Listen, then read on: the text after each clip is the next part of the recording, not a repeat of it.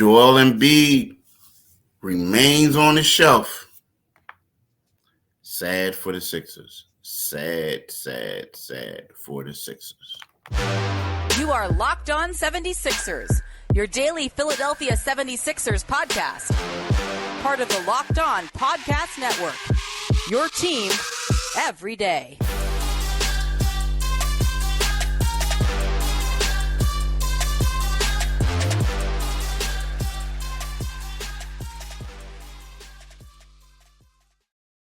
Thanks for making Locked On 76ers your first listen every day.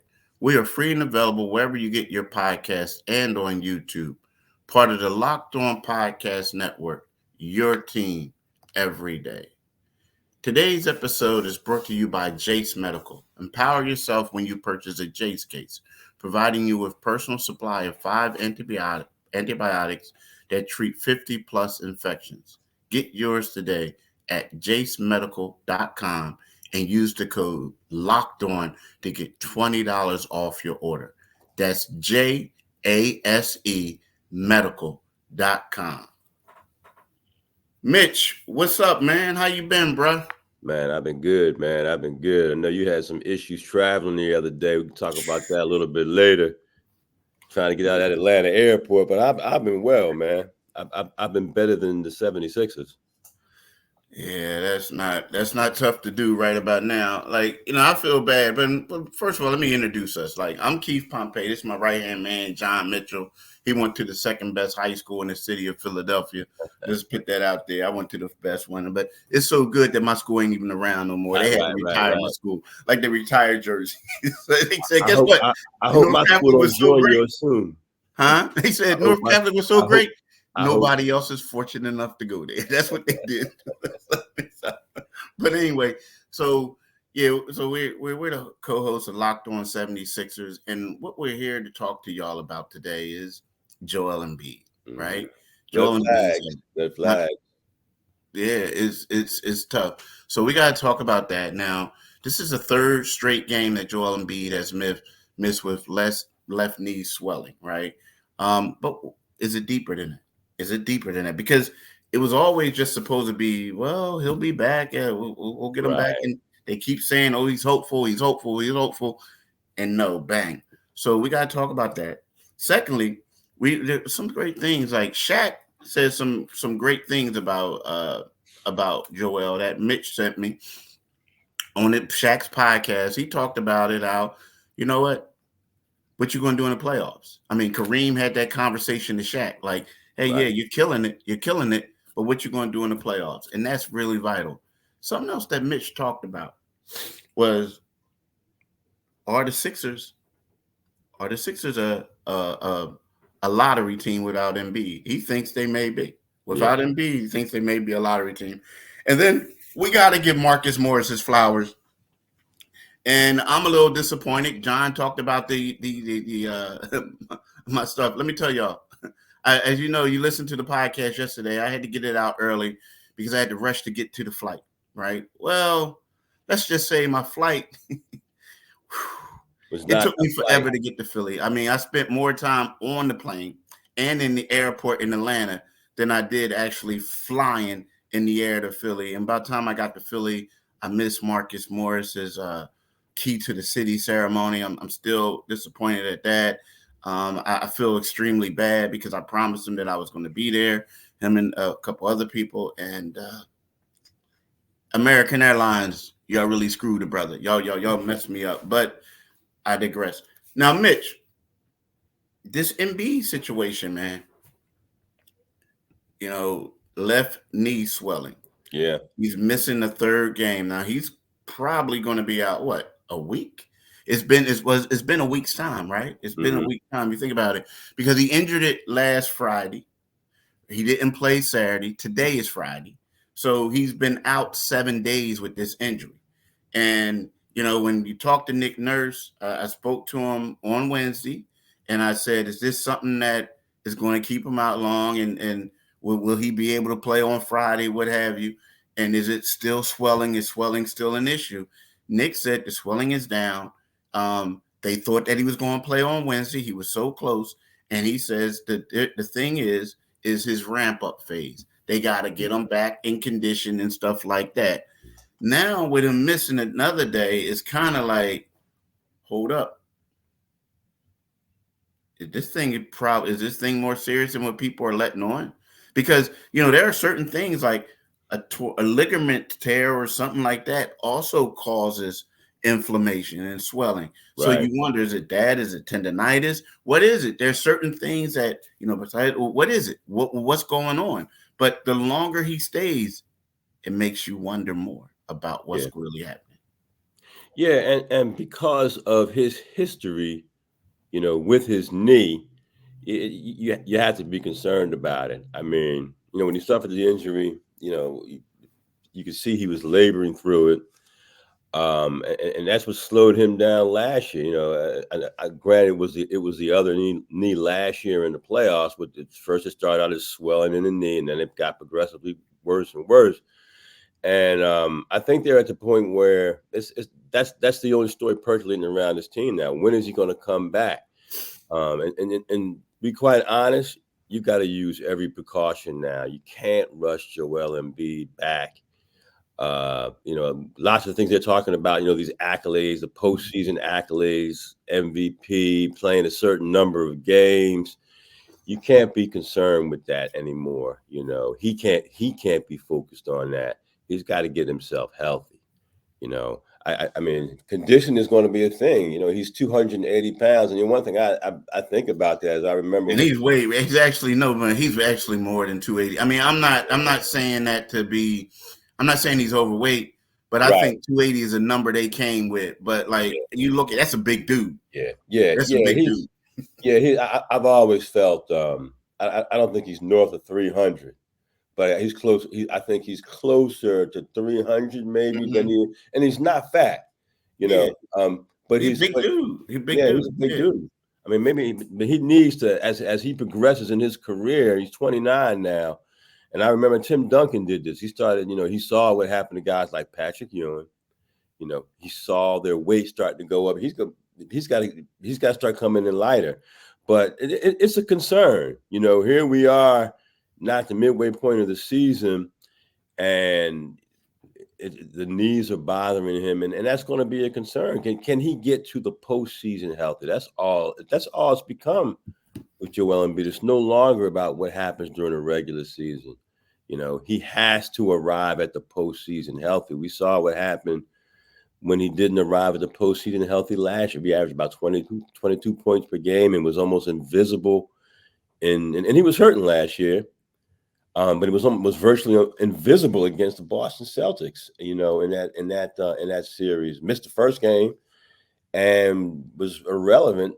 15 points in that blowout of Game 7. So it is a concern, and there are red flags up because, and this always originates with the 76ers because 1 minute you hear one thing and then you hear something else. 1 minute you hear that it's knee swelling. The next thing you start hearing people tossing LCLs and MCLs out there, and people start pulling back tweets about the situation. Damn it, Philadelphia 76ers, what is going on with his knee? And if something is going on with his knee, you got to take every precaution to make sure that he arrives at May healthy. Otherwise, it renders the regular season almost meaningless. Yeah, I mean, I'm going to say this real quick. I think that it could be handled a little bit differently, better. Like whatever is wrong with him, I think from the gate, from the start, and a lot of times it's Joel doesn't want people knowing what's going on, right? I mean, I get that. And you got the HIPAA laws and you got all this other stuff. But Joel is such the player to whereas he's always injured, there's always stuff that's going to leak out about him that's going to, true or not. So it's one of those things where they got to sit down with him and say, look, man, we got to get a statement out. Say you're going to be out 1 week, 2 weeks, whatever. You address it. We do this and that. But no, what happens is it's like, oh, he's not playing or he's questionable. He's this, he's that. And then when you see him, he's out there on the court. He's out there shooting foul shots with a huge wrap on his knee. He sees the media. He turns around and he walks immediately off the court when he saw us because he didn't want anybody to see that knee. And when you saw that, you knew like oh wow, this might be a little different than what they're saying, Yeah. right? So my thing is, now you got the coach, so you putting the coach out there, and he's saying, oh, I think he's hopeful to come back, this and that, right? Yeah, we this, we that. Well, he the only one taking the bullets. So now what happens is if something goes wrong, people gonna look at Nick Nurse like he was the one lying, but nah, he's the Right. only person talking. And who knows? Like, you know what I mean? Like, who knows? Maybe Joel will come back on Monday or Tuesday, but I don't see him playing in both games, right? Right. So Right. so now the thing is, it's one of those things where I just feel like, I feel like the player has to, because with HIPAA laws now, it's up to the player, Mm-hmm. right? Because the team doesn't want to get sued by the player. Now they Right. can leak some stuff out, right? But they don't want to get sued by the player. So I feel like he has to be a little bit more transparent, because Right. what happened yesterday, where somebody goes on a podcast, and granted, this person knows way more than anybody when it comes to Joel Embiid, Mm-hmm. because they have a great relationship. But Right. that person says something, then they have to retract what they say, and then people are going around basically refuting what that person said. It Right. becomes a circus type atmosphere Right. when it shouldn't be, Right. So Right. you know what I mean. That's my issue with the whole thing. Is like, yo, y'all just got to be a little bit more transparent. You gotta you got to be upfront. This isn't that. Now again, I get it. The problem is and I understand it, and you understand it too, Mitch. What happens is people look at this situation, right, and they say, "Dang, look at him, Glass Joel. Yeah. Hey, oh, he can't. He's fragile. He can't Yeah. do this. He can't do that." Right? You don't want that. You don't No. want your star player getting criticized for missing games and always Right. being injured. But at the same time, you want to get it out there, address it, and then move on. And I Right. feel like if they would have done that, everything would have been better. You Yeah. know what I mean? If Yeah. they would have done that, everything would have been better. But Mitch, I want to talk to you when we get back from this live read about we talk about what Shaq said. Right. And then also, let's talk about this team without Joel, Yeah. right? What do you think this team's ceiling is without Joel? And we'll talk about that back. I know we come to sports to escape from some of the craziest realities of real life, but can we just take a minute to talk about preparing for the real life? According to the FDA, pharmacies are running out of antibiotics, right? Right in the middle of the worst flu season over a decade. This is scary. I can imagine a more helpless feeling than if, my daughter or one of, anyone else, got sick with a supply, didn't have anything, right? So that's why I'm so thankful that we can be okay because of Jace Medical. The Jace case is a pack of 5 different antibiotics to treat a long list of bacterial illnesses, including UTIs, respiratory infections, sinuses, skin infections, among others. This stuff could happen to any of us. Visit jacemedical.com and complete your physician encounter. It will be reviewed by a brand certified physician, and your medications will be dispersed by a licensed pharmacy at a fraction of the regular cost. It's never been more important to be prepared than today. Go to jacemedical.com and use the offer code locked on to get $20 off your order. I'm telling y'all, do it today. It's something great. I did it. And also, like, this is crazy. Like, this is a crazy season. I just got my flu shot a couple days ago, a couple other shots. So make sure y'all take care of yourselves. Now, Locked On has launched the first ever national sports 24/7 streaming channel on YouTube. Locked On Sports Today is here for you 24/7, covering the top sports stories of the day with the local experts on Locked On Plus, our national shows covering every league. Go to Locked On Sports Today on YouTube and subscribe to the first ever national sports 24/7 streaming channel. Do it today, people. Definitely do it today. So, Mitch, question for you, bruh. Why do you feel about what Shaq said? Do you agree? Do you agree with that? I mean, evidently you do, Yeah, because in the last segment you talked about you could care less about. I mean, you ain't say like you care less, but basically the playoffs is what's more important in your absolutely. eyes.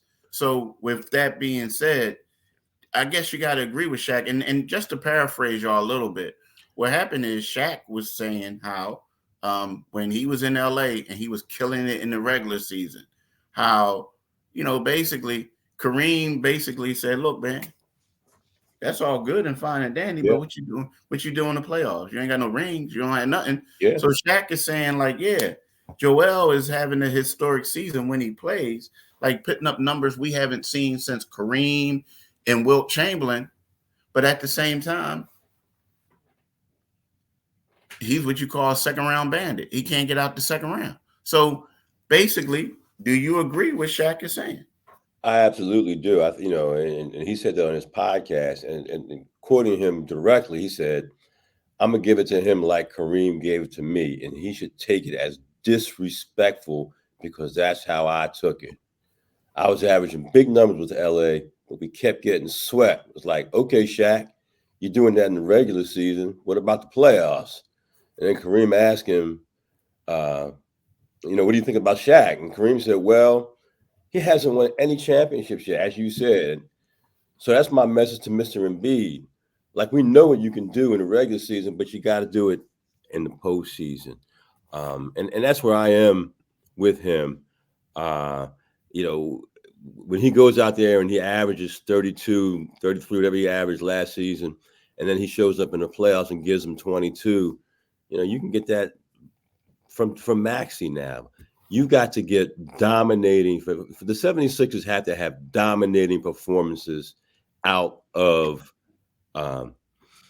Joel for them to advance. The whole chase for the MVP and putting up regular season numbers, it's necessary, but it's not as imperative as arriving at the point. And it starts getting monotonous when I say this, but he's got to arrive at the postseason, and they've got to beat some teams' butts. They've got to get out of the second round. Okay. I mean, he's already got this knock on him that he's the only MVP, regular season MVP, who has never reached the final. What's the value of becoming the only two-time MVP, which he's kind of heading that direction if he can make that number of 65 games mandated by the league? But what's the purpose of reaching that number if you don't do it in the playoffs? If you don't do it in the playoffs, it's these press conferences where Joel breaks down and cries, and I understand that. I'm not trying to take his moment from him. That's great. But I think Philadelphia and the 76er fan base is beyond that now. They need more than that. It's been 40 freaking years since the 76ers won an NBA championship, and Philadelphia is a basketball city. It's like there are only two players in league history who scored over 80 points in a game, and both of them are from Philadelphia. One of them went to Overbrook High School. So it's time. It's time for the 76 for him to do it in the postseason. He's 29 years old, man. The clock is ticking. We're looking at his body. We know that his body's on the clock. He's 29, but let's be quite honest, Philadelphia, his body's older than that. It's not a 29-year-old body. Like 33, 34. Yeah, and that's not a knock on him. That's just the reality of the situation. It's the reality of where Joel is. So I agree with Shaquille. And he and Barkley have been intimating that all the time on their show. They've pushed him. They've pushed him kindly. They've pushed him gently. And I think Joel hears him, but Joel is fighting more against his body than anything else. But that's, it becomes incumbent upon the 76ers to say, this is what we have. We have a player who's is a once-in-a-lifetime talent, and that's exactly what he is. But what are we doing to ensure that he can maximize what he does in the postseason? Does that mean making a trade? I think you have to make a trade this season. I think you absolutely do. I don't think you can waste any more time on the clock with his body. Yeah. So with that being said, I got to ask you real quick. So with that being, when we look at this team, I mean, you said I don't know if they're quite a lottery team. I do still think that they're a competitive team, Mm-hmm. but they have lost three in a row. They lost one with them, right? But I Yeah. think these losses were bad losses. They lost to bad teams, Yeah. right? Yeah. Um, you don't think this team is competitive without them at all, huh? I mean, like, the thing is, I love Maxey. Um, and we can talk about his numbers, and he had certain games. But the last game they played, they had to initiate their offense through Tobias Harris, a Right. power forward, right? Right. The game before that, Kelly Oubre was the best player on the floor for the Mm-hmm. Sixers coming on the backcourt. Mm-hmm. And the crazy part is, like, the Sixers are gambling, they're rambling and this and that. They're taking Kelly out of the starting lineup because they got D-Melt now. They're doing Right. a lot of different things.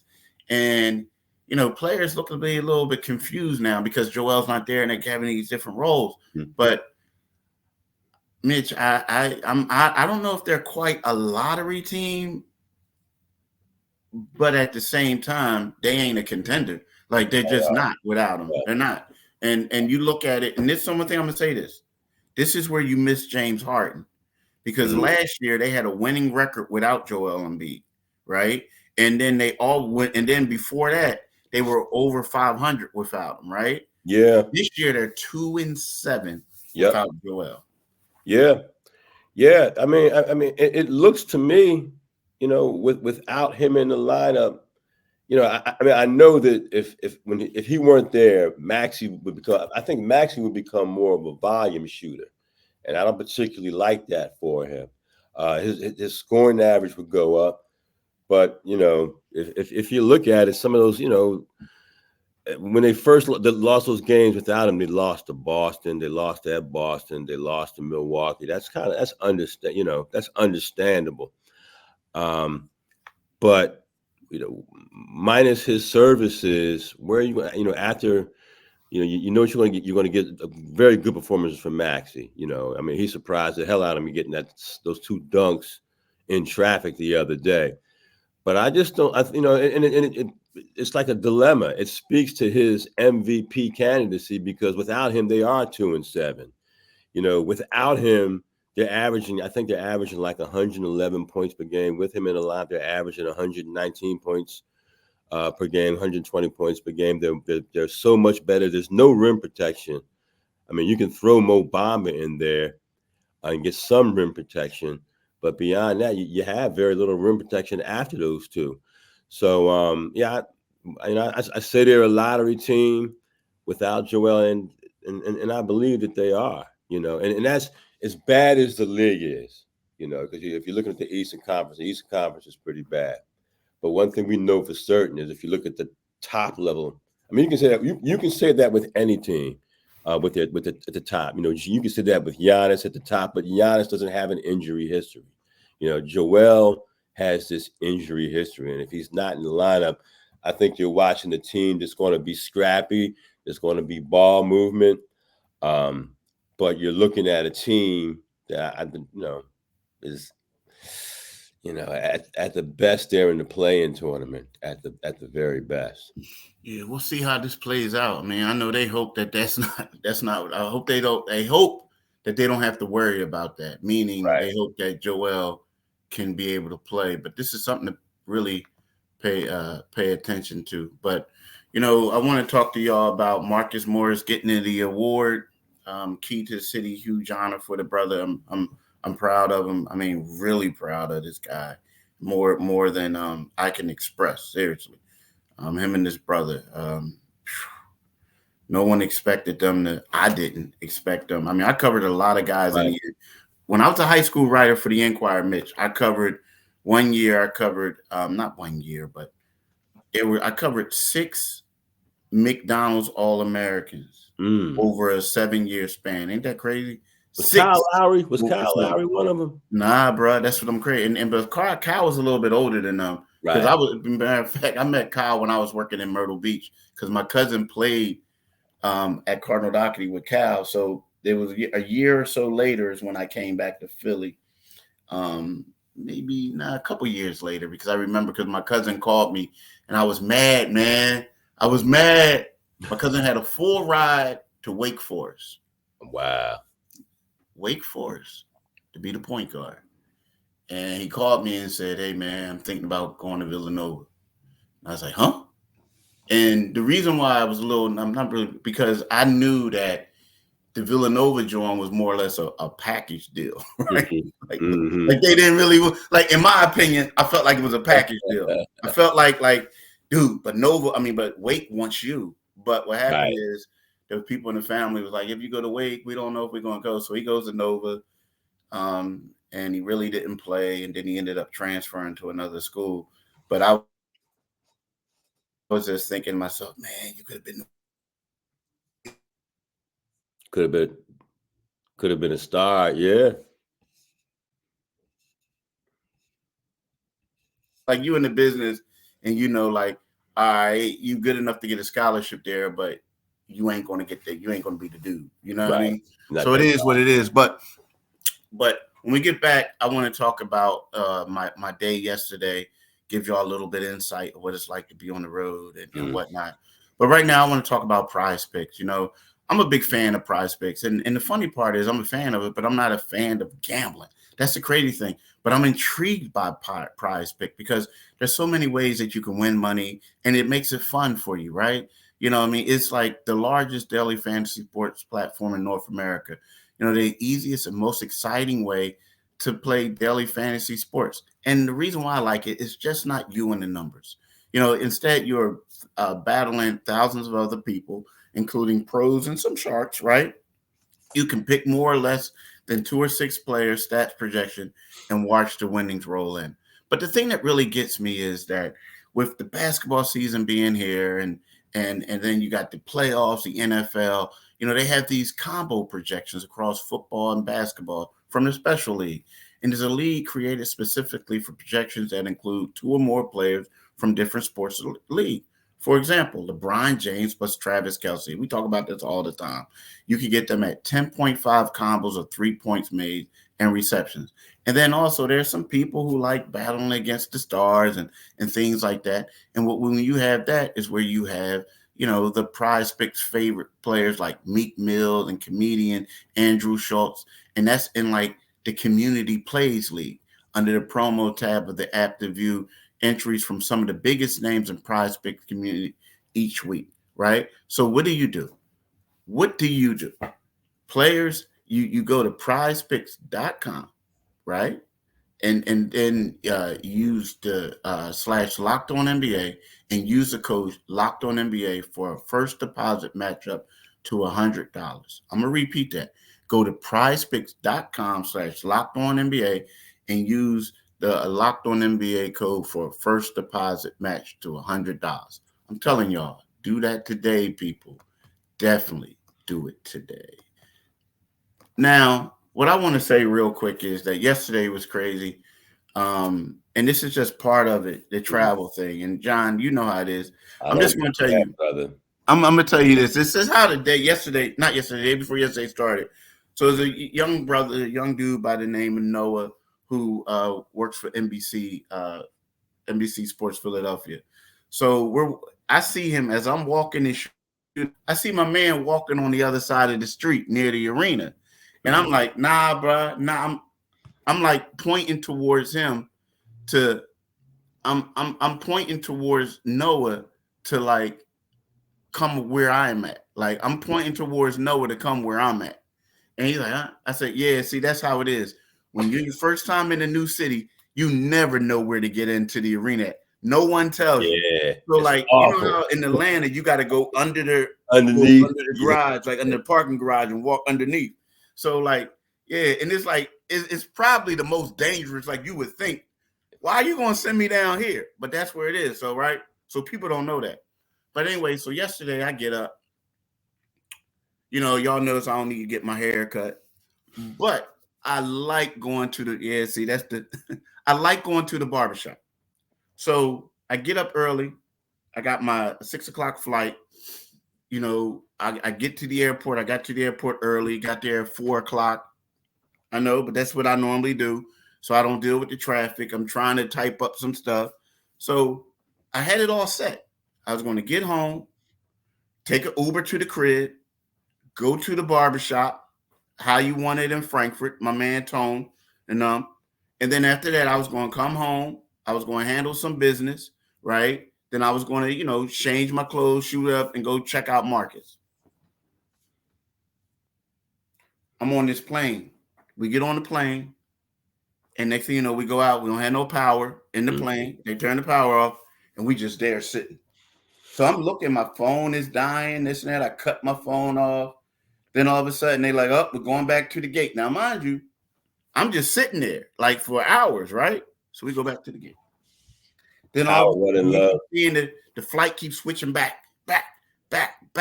We're just sitting there.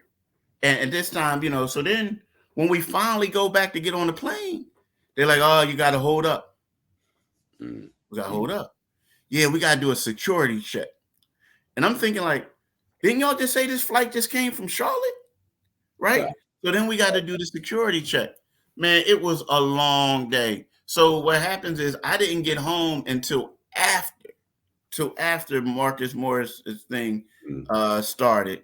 It was just a bad day, man. And it was a long travel day. Like it was just, for nothing. And I'm thinking like, and then they were going to put me on another flight in case this one got delayed. That one got delayed. So it was like, it was crazy. It was crazy. So, I feel bad, but that's just something that you deal with that people don't understand. Yeah. You deal with it. And I feel really bad about it. I feel bad about Marcus. I mean, I know I wasn't missed, but I just wanted to see it. You know what I mean? I really wanted to be there. And when I tell somebody I'm going to be somewhere, I always try to, I'm trying to be a man of my word. But I'm proud of him. I'm proud of him and his brother more than anyone would know. And the reason why I'm proud of them is because, these are dudes from North Philly. Yeah. Like a brother from West Philly or something like that, or whatever, Frankfurt, whatever section.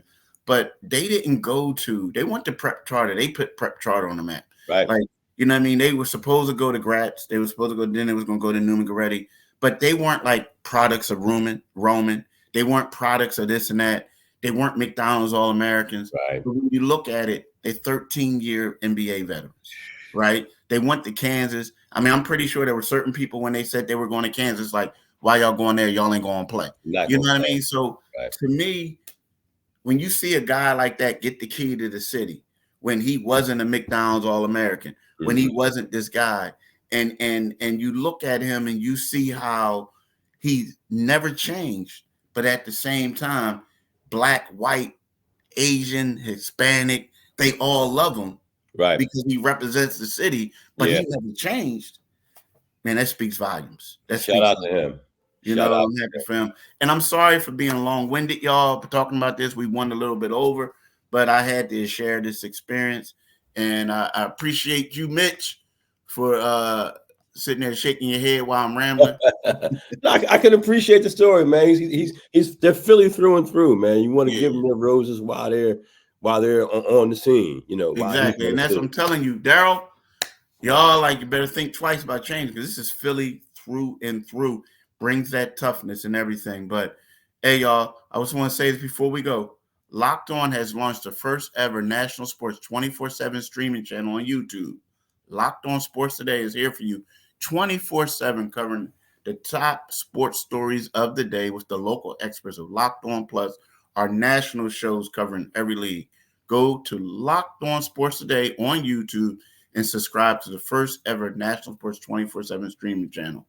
We want to thank y'all for listening. We hope y'all have a great day. We hope y'all have a great weekend. And we'll look to see what Joel Embiid can do. Hopefully he can come back and play. Peace. Let's get rid of these red flags around Joel Embiid. Peace, y'all.